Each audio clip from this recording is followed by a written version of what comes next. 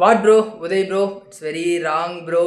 அதாவது நாங்கள் ஃபஸ்ட்டு செந்தில் பாலாஜியா இல்லை ஏவா வெல்வா யார் அரெஸ்ட் பண்ணுவாங்க அப்படின்னு வெயிட்டிங்கில் இருந்தபோது குறுக்க இந்த கௌஷிக் வந்தா அப்படின்ற மாதிரி வாண்டடாக செக்கிட்டீங்களே ப்ரோ. நீங்கள் ஒரு எதிர்கட்சி தலைவர், உங்கள் பின்னாடி ஒரு கூட்டமே இருக்குது. அந்த கூட்டத்தில் பல பெண்கள் இருக்காங்க. அப்படி இருக்கும்போது இன்னொரு பெண் குறித்து உங்களுக்கு தனிப்பட்ட முறையில் 1000 கோபம் இருந்தாலும் பொது வழியில் இப்படியா ப்ரோ பேசுவீங்க? இட்ஸ் வெரி ராங் இல்லை ப்ரோ. ஆனால் இதுக்கும் ஒரு கூட்டம் முட்டு கொடுத்துட்ருங்க. அப்படி என்னங்க உதய் ப்ரோ தப்பாக பேசிட்டாரு அப்படின்லாம் கேட்டிருக்காங்க. அவங்களுக்குலாம் சொல்கிற ஒரே விஷயம் ஒன்றே ஒன்று தான்.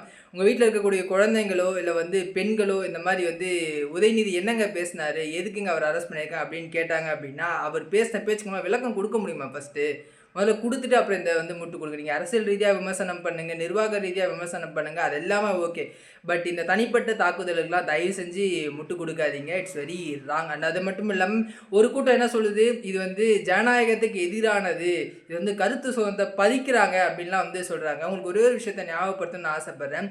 உங்களுடைய ஆட்சியில் ஒரு பாட்டி, அந்த பாட்டிக்கு பாவம் நம்ம ஸ்டாலின் சார் மீது என்ன கோவமோ தெரியல, அவரோட போஸ்டர் மீது ஒரு செருப்பை கழட்டி அடித்தாங்க. அந்த வீடியோ ஒருத்தர் எடுத்து சோஷியல் மீடியா போட்டு அது செம்ம வைரல் ஆச்சு. அந்த பாட்டியை பிடிக்க தனிப்படை அமைச்ச ஒரு அரசு தான் உங்கள் திமுக அரசு. அதை வீடியோ போட்டோடனே நீங்கள் கைது பண்ணி, நீங்களாம் கருத்து சுதந்திரத்தை பற்றி பேசலாமா அப்படின்றது தெரிலங்க. ஸோ யார் தவறு செய்தாலும் இந்த அரசு தன்னுடைய கடமையை செய்யும் அப்படின்றது தான் இதன் மூலயமா நிரூபணம் ஆயிருக்கு.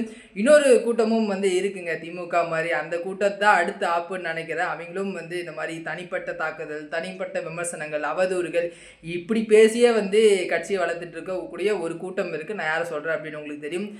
வெகு விரைவில் அவங்களுக்கும் இதே மாதிரியான நடவடிக்கை பாயும் அப்படின்றத எந்த கருத்தும் இல்லை. ஸோ மக்களாக நீங்கள் சொல்லுங்கள், தாவேக அரசு எடுத்த இந்த நடவடிக்கை சரியா தப்பா என்னதை கீழே கமெண்ட் பண்ணுங்கள். And thank you.